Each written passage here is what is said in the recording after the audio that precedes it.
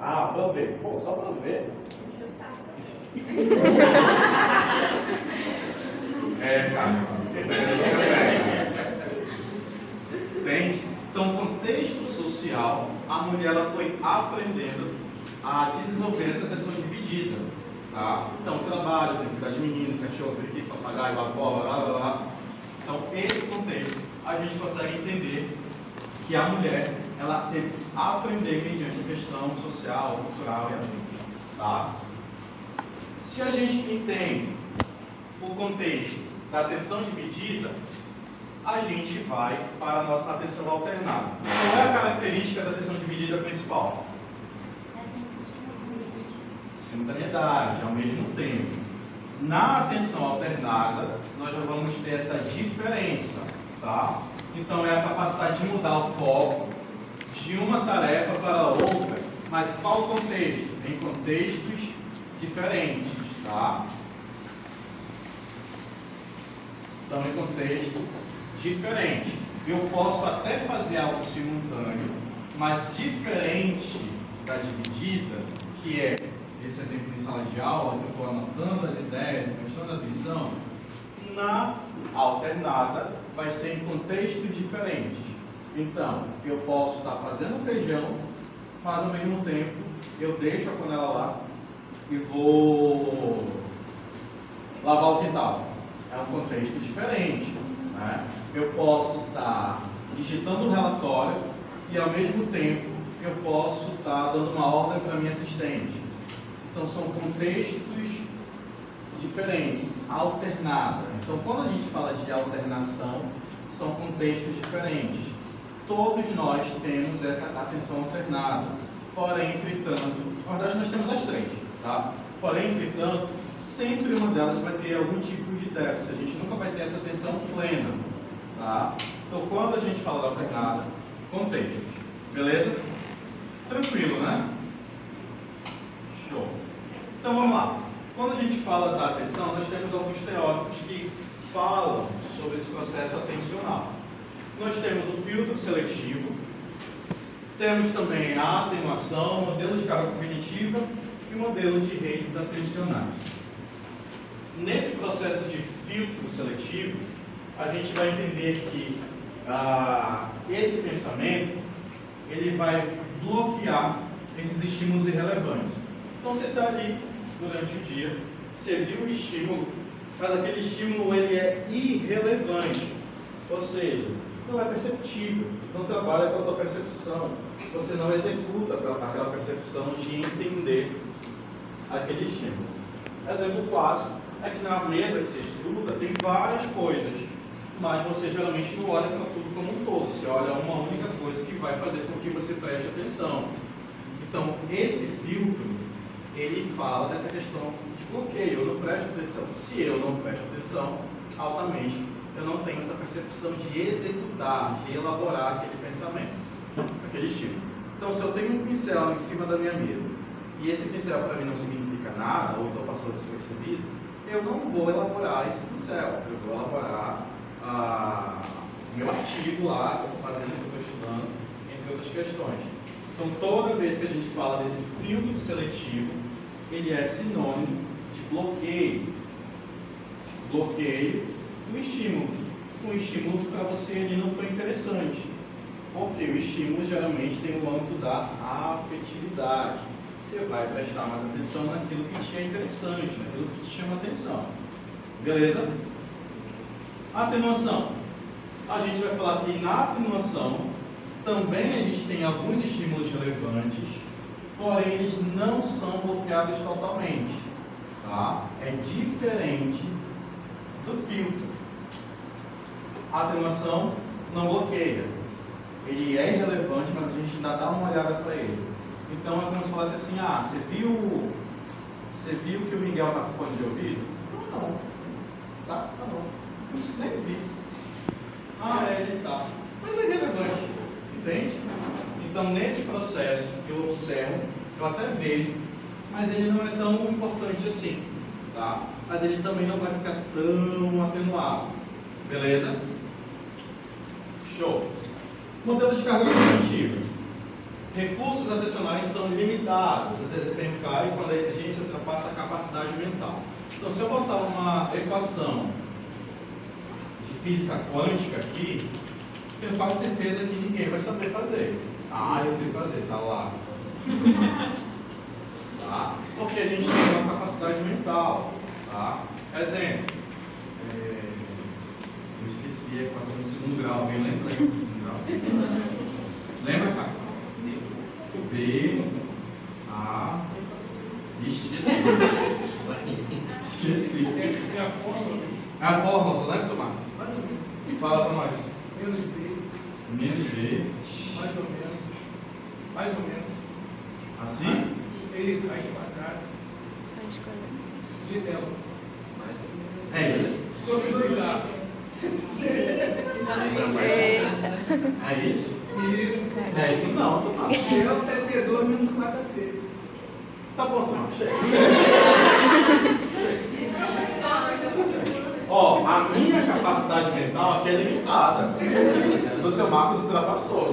Show de bola. Significa que no nosso processo matemático, o meu e do Gustavo, de alguém mais que falou sobre matemática, é baixíssimo. Nunca gostei de matemática. Física.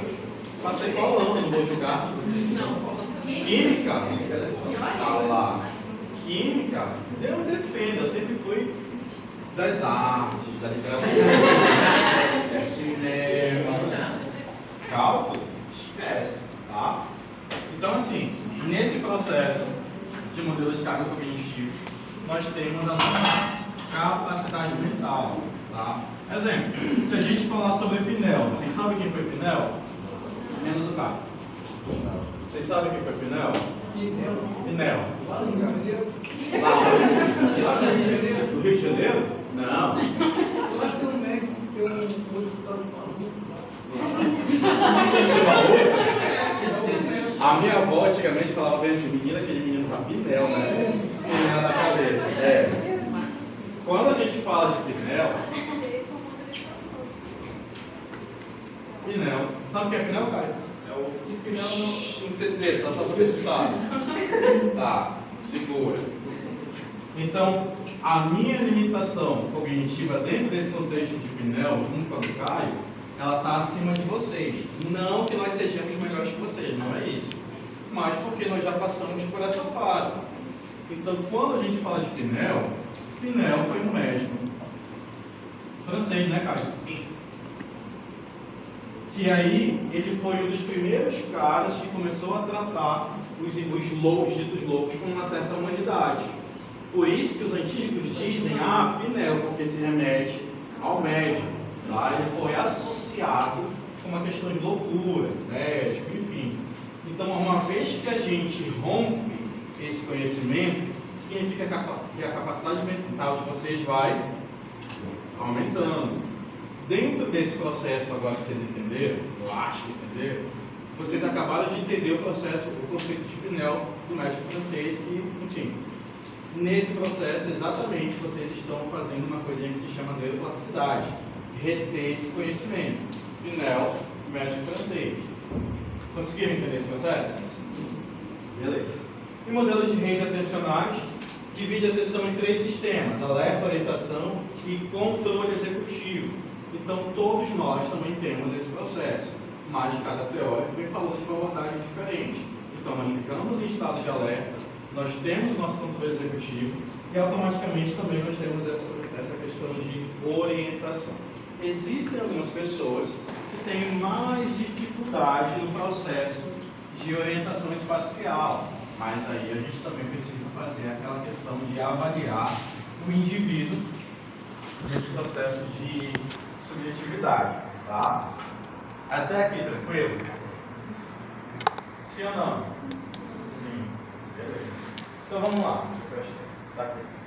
Então a gente vai fazer essa relação, como nós falamos agora há pouco, entre atenção, memória e interdependência. Elas sempre vão estar juntas. Não tem como nós adquirirmos memória sem o processo atencional. Então a gente tem que tipo de memória? Vamos lá. Que tipo de memória? Memória de longo prazo. Mais. Mais. Memória afetiva. Não. Só que a gente estudou. Tá? Memória de trabalho. Beleza. Como é que o processo atencional pode influenciar na minha memória?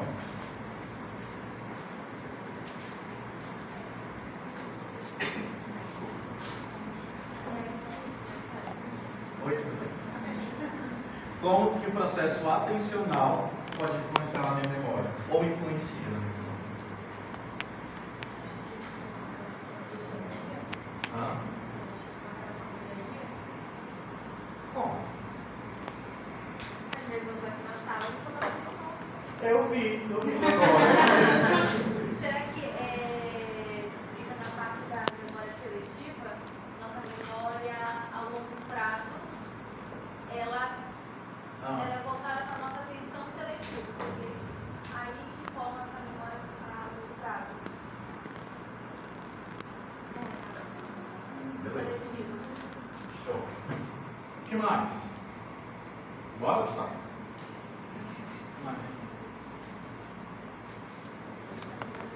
Como é que tu sabe o dia certo de ir para a década? Melhor, o que te faz ir a década? A música. O que te faz ir a década?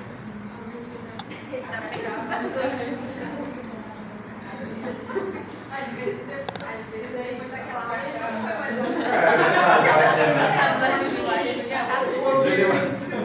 Julimar, o que te fazia mentira? Eu não conheço não, André. Também não. O que te faz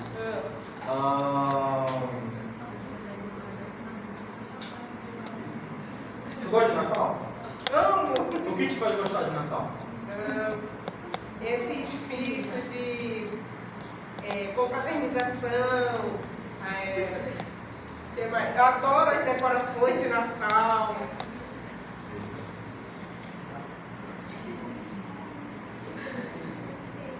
O que mais? Juntar a família. A gente é muito família lá em casa. A gente adora o Natal. Beleza. Só? Acho que sim. Beleza. O que isso aqui tem a ver com o processo atencional? Porque isso aqui parece muito mais memória, não é? Mas o que tem a ver com o processo atencional? A importância que se dá. A experiência, a importância subjetividade. Lembra que a gente só dá atenção para aquilo que é interessante para a gente? Não é todo mundo que gosta de Natal também. Perdão? Por exemplo, não é todo mundo que gosta. Gosta de Natal, Melissa? Gosta. Ah, tá, são terceira sala. Eu conheço pessoas que, por exemplo, não gostam de Natal por conta de um evento trágico, passado e tal. Pessoas assim, foi longe de mim. Na clínica a gente tem que ter muito cuidado, porque, por exemplo, a minha sócia lá, ela adora Natal igual eu, né? A gente gosta muito de Natal. Só que uma coisa que eu aprendi ao longo do tempo é que justamente tem pessoas que não gostam. E o fator de ir até a clínica nesse âmbito do fim do ano pode ser doloroso se a clínica estiver muito decorada. Então tem que ser o básico, né? Só que a minha sócia ela não entende isso. É a sócia, mas com as coisas que eu comprei, né? Aí depois que ela decorou, eu falei, acho que dá, né? Aí o conselho foi lá, a gente está nesse processo, o conselho regional foi lá, e aí eu achei que eles iam implicar com alguma coisa, né? Não, foi de boa, se o conselho deixou, tá tudo certo. Só que eu aval, tipo mãe que dá aval pro filho, tá? Então não estava tão. Então não tava Estava bonito. Então, esse processo, ele é um processo atencional, primeiro de tudo, tá? Toda vez que a gente fala de memória, antes da memória vem a atenção, tá? Então, Julimar, confraternização, decoração, família, bem provavelmente ela prestou atenção nesse contexto e criou memória. Memória de longo prazo, tá? Então, esse processo de memória de longo prazo fez com que ela desenvolvesse essa questão afetiva e até hoje, em sala de aula, dia 19 de novembro, fez com que ela lembrasse, tá? Então, a atenção é fundamental para a nossa criação de memória, elas estão juntas, por isso que existe essa interligação, tá? Então, a atenção, ela vai mostrar para a gente o que vai ser codificado, porque uma árvore de Natal é só uma árvore de Natal, mas o processo que ela atribui, o significado que ela atribui, vai fazer com que crie-se essa memória. Tranquilo até aqui? Beleza. Mas vamos falar de uma coisa que é bem interessante.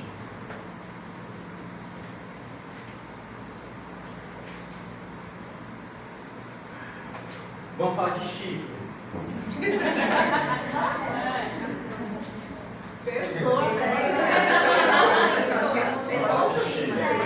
Saiu do Natal pro chifre.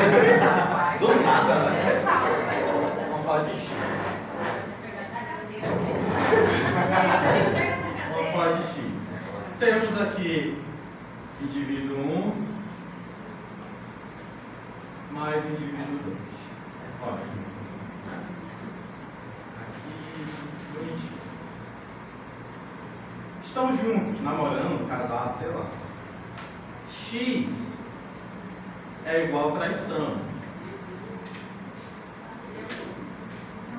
Y é igual a bestão. Não sei. Estou botando aqui X e Y para não ter gênero, para não brigar. Aí o que acontece? Não tem gênero, letra não tem gênero. Para não ter troca de transferência, né? Beleza. Só que aí brigaram, enfim, o Y não aceitou, bababá, aquela coisa toda. O que vai ficar no processo atencional do Y? Desconfiança? A desconfiança, ela é uma... A desconfiança, ela é uma codificação já, não é? Porque assim, deixa eu botar um contexto. Traição, nude, vários, Meu Deus. com pessoas diferentes.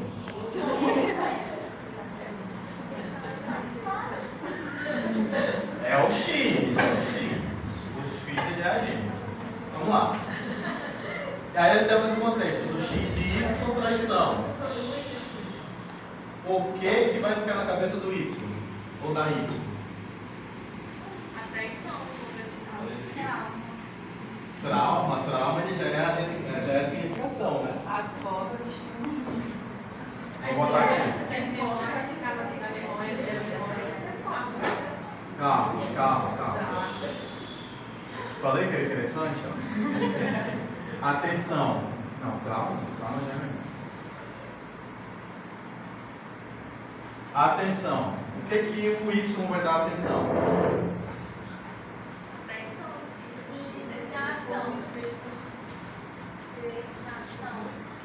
Comportamento do X.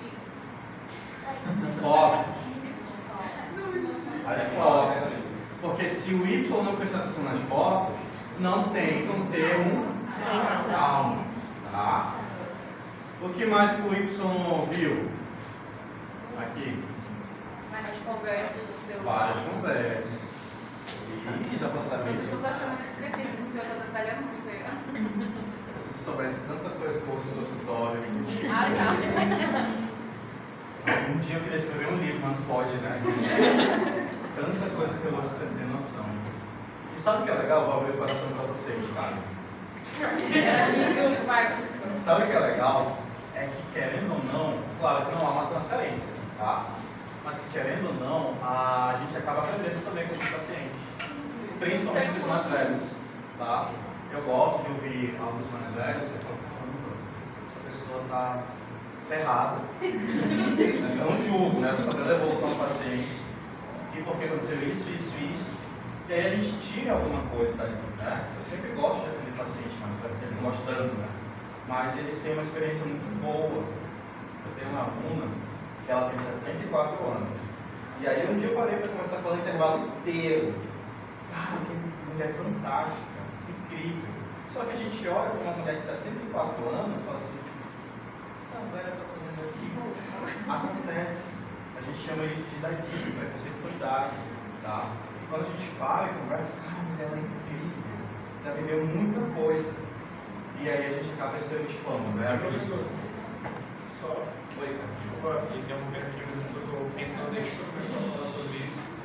Eu estava relendo recentemente, trazer a psicanálise, eu estava relendo recentemente um dos seminários de Lacan sobre o semblante e né, o conjunto que forma essa comunicação, não só escrita, fala, mas corpóreo e experiência, né, todo.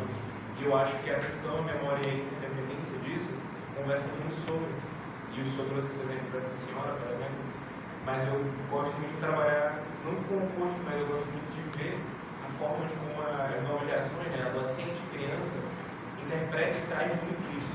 Não só questão de traição, mas a questão de relações com o mundo, amizade, vivência, enfim, festividades com o mundo, que isso ocorre. E eu acho muito palpável de trazer isso, né, pelo menos de comentar, porque assim, quando se tem, eu tive a minha própria subjetividade, você teve a sua, criação de todo, mas quando isso ocorre, eu acho que interessante essa troca que existe, e por exemplo, já ter um pouquinho de já ter o quê? já ter visto, ouvido e vivido, e por exemplo, assim, estar atendendo e receber um paciente mais novo do que eu, quase 10 anos, e o paciente me trazer uma noção completamente diferente de algo que eu já vivi. Mas a atenção para ele, naquele sentido específico, foi voltado, por exemplo, eu fui traído, eu já pensou um relacionamento, 13 anos, como assim? Aí a pessoa, não, meu melhor amigo, não fala mais comigo, foi uma traição, está doendo. Que diferente, sabe? De percepção mínima que essa pessoa teve sobre aquilo, sabe? Eu vou aproveitar o que o Caio falou. Eu tenho atendido alguns adolescentes, eu adoro atender adolescente porque às vezes minha cabeça é de adolescente. Aí eu interajo muito com eles. Jovem, né? Aí eu faço uma amnésia com a mãe e falo, ó, posso ser muito coloquial com ele, porque a gente se conecta, né? E aí eu faço muito uma linguagem mais coloquial. Vocês sabem o que eu vejo mais nos adolescentes hoje, 16, 17, 18? Eu quero ser rico.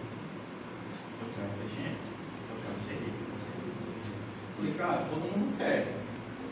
Todo mundo quer.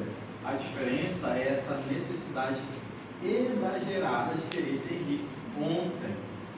E aí, a grande frustração deles é quando eles não conseguem. E aí, o que acontece? Eu me frustro, fico melancólico para baixo e aí a caquinha acontece. Porque não adianta, uma coisa que eu sempre falo, dinheiro que vem fácil, vai fácil. Eu sou da época que eu tinha que trabalhar, estudar, muito velho falando isso, assim. Mas eu fui ensinado que eu tinha que trabalhar, estudar para ter minhas coisas.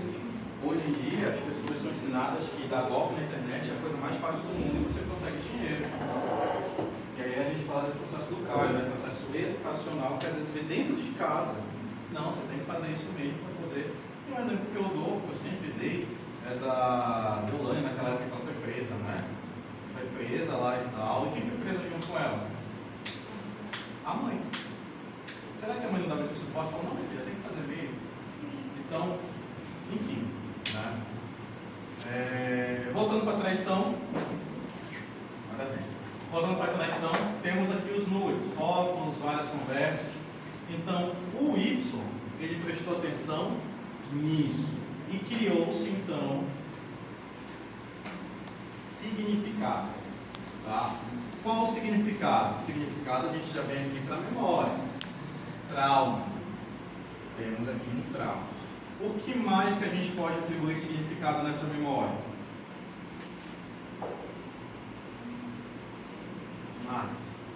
Eu não vou perguntar quem foi traído, porque é muito invasivo, né? Na verdade, professor, eu não sei se eu posso fazer. Pode não. Mentira, pode. Fala. Fazer uma situação. Não foi uma traição amorosa, foi uma traição De amizade? Olha aqui, Caio. Terapeuta aqui, ó. Sim, foi uma apreensão de amizade, que eu realmente considerava e acabou acontecendo. Eu queria muito ter espancado, mas eu não demonstrei. Mas na parte da atenção, do que pode ter acontecido, para mim foi um aprendizado. Não me causou um trauma, mas foi um aprendizado assim, de me deixar mais esperto com relação a pessoas no geral.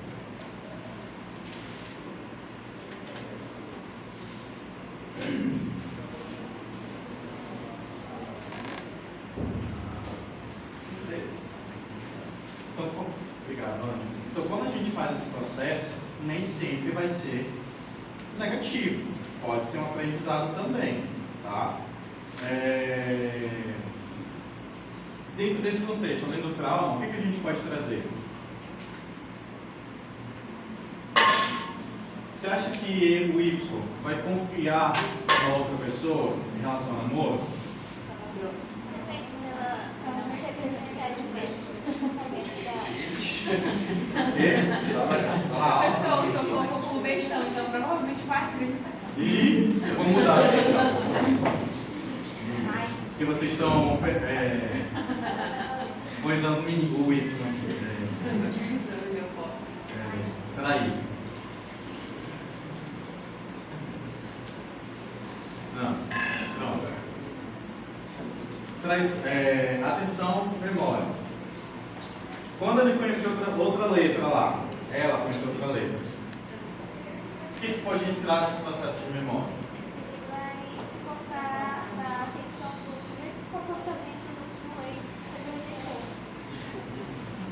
Ele vai prestar mais atenção nos mesmos comportamentos da relação passada dele, para diferenciar se ela... A gente pode colocar aqui comparação? Beleza. Eu vou colocar aqui também uma coisinha que se chama insegurança. Tá? Beleza. Dentro desse processo atencional, criamos a nossa memória. E isso em vários contextos. Tá? Seja em viagem. Exemplo. Por que eu gosto tanto de Gramado? Porque as minhas memórias em Gramado são incríveis. Porque eu prestei atenção em alguns pontos. Tanto que da última vez que eu fui em lugares que eu não tinha ido ainda.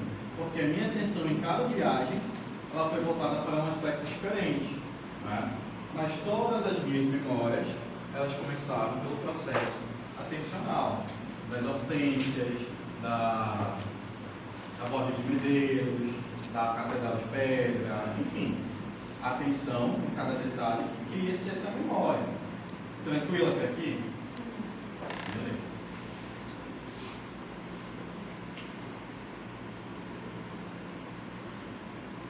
E aí a gente tem, né? Vou dar o exemplo do primeiro beijo, do teu primeiro beijo. Lembra, Melissa, do teu primeiro beijo? Lembro. Não era certo. É constrangedor ou dá pra falar? Ela com sua cabeça, constrangedor. Dá pra falar? Acho que eu tinha 14 anos. Menina, que precoce. Minha avó falou isso. Uns 14 anos, foi na frente da escola. Foi dentro da escola. Foi dentro da escola? Não, foi fora da escola. Isso tá muito difícil. Eu acho que meu pai me viu ainda nesse dia. Isso que é de leve, né? Sim, melhor, foi o ritmo. Beleza. Qual foi a sensação? Como eu gostava muito do rapaz, eu era apaixonada por ele, foi maravilhoso. Era uma coisa de adolescente. Né? Então temos a codificação. Dentro desse exemplo da codificação, a gente vai selecionar os estímulos relevantes. Qual foi o estímulo relevante para a Melissa?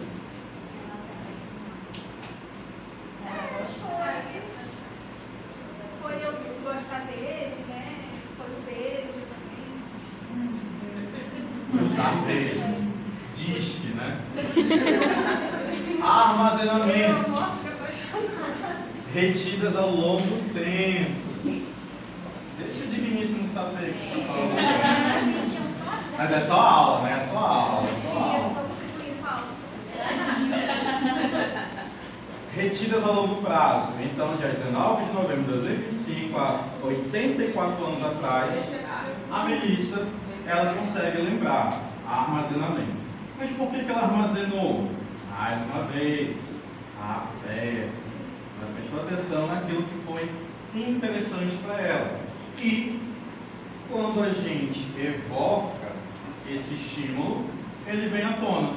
Fechamos o eixo do nosso processo de atenção e memória: codificação, armazenamento e recuperação. Beleza? Tranquilão, né? Beleza. Vamos lá. Deixa eu ver aqui. Não. Tá. Temos quantos são? 1, 2, 3, 4, 5, 6, 7, 8, 9, 10, 11, 12, 13, 14, 15, 16, 17, 18, 19, 20. Eu preciso que a metade da turma, 15 alunos, saiam da sala.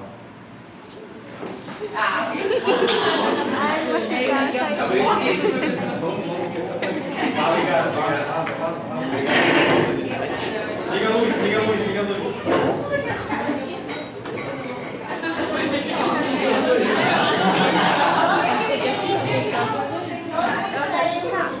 Fecha a porta. Não, tem que sair mais. Tem que sair mais quanto? Peraí. É que saiu 8. 1, 2, 3, 4.